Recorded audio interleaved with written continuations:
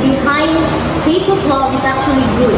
The additional years give the students more time to develop their skills. Instead of removing the program, I think the government should focus on improving and implementation.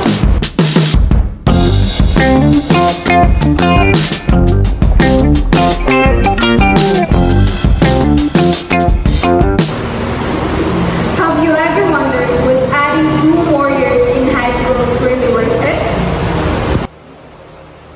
Did the K-12 curriculum truly prepare Filipino students for college, work, and life?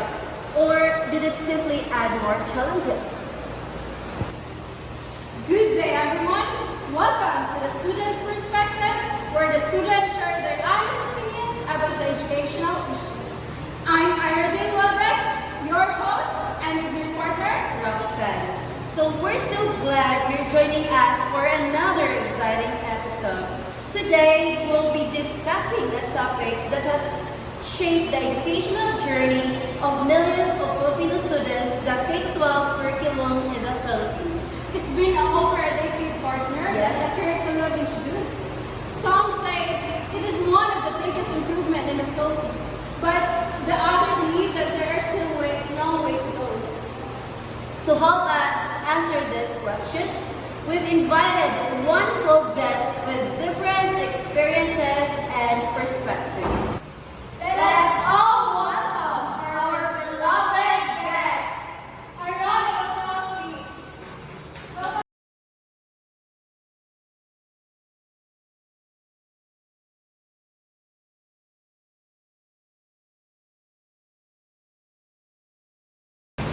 Thank you for coming. So, how are you feeling right now?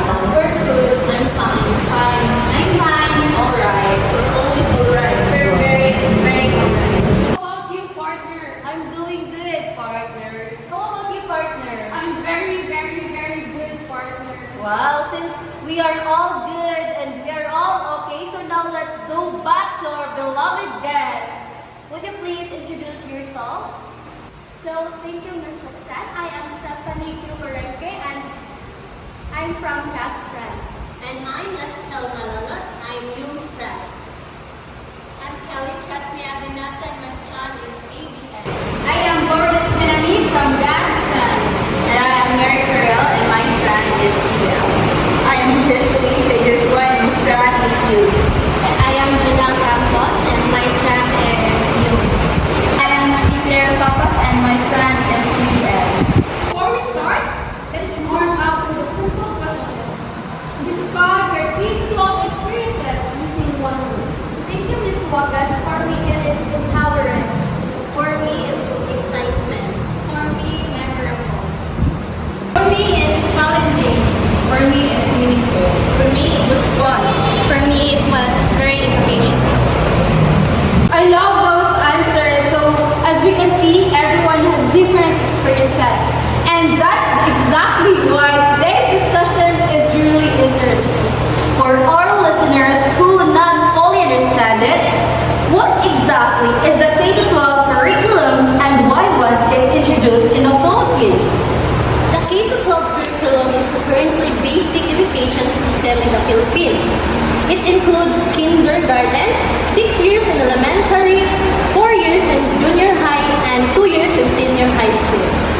The government introduced it to improve the quality of education and align our educational system to international standards. Its goal is to prepare students not only for college but also for employment, entrepreneurship, and lifelong learners to develop both academic knowledge and practical skills. One of the biggest success is giving student choices. Before, everyone followed almost the same path.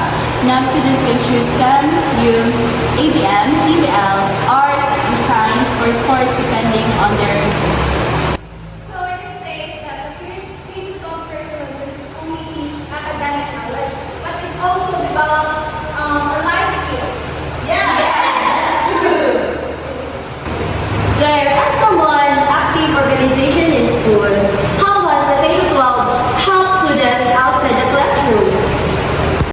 K-12 has encouraged students to become more active in leadership and extracurricular activities.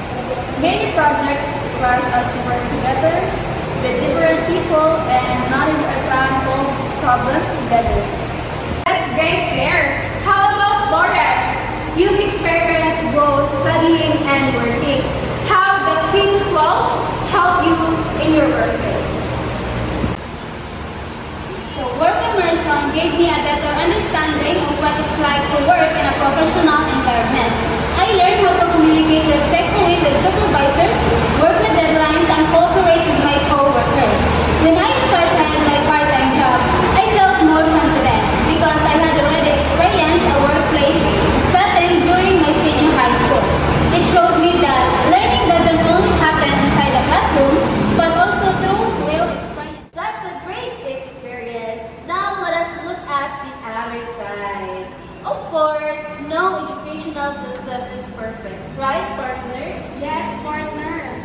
You guys, what do you think is the biggest challenge students face under the K-12?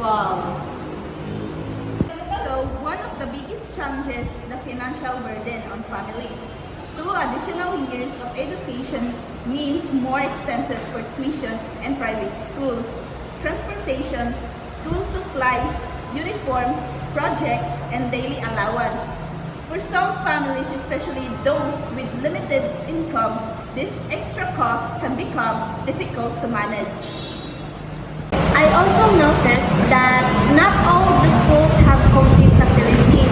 Some are lacks of laboratories, computers, internet access, or classroom for the students. Because of these differences, some students don't receive the same quality of education. I think teachers also need continuous training and support because the curriculum continues to change. And because of these challenges, some students question whether K-12 is truly effective. Now, let's make our discussion more exciting. Here's a question that many people still debate today. If you had the power, would you remove the K-12 program? No, I would not remove it because I believe the behind K-12 is actually good. The additional years give the students more time to develop their skills, knowledge, and maturity before entering the college or university or working. Instead of removing the program, I think the government should focus on improving and implementation. I agree with Malolo. Removing K-12 would only create another major adjustments for students and schools.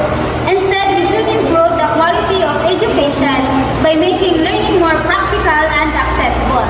Every student deserves the chance to experience the full benefits of the curriculum. For me, K-12 should remain because the skills students learn are valuable even beyond academics. However, the government should make sure that senior high school graduates have more opportunities to find decent job if they choose not to continue college right away. If students are already spending 2 years in their senior high school, they deserve better quality education. I am right? Yes!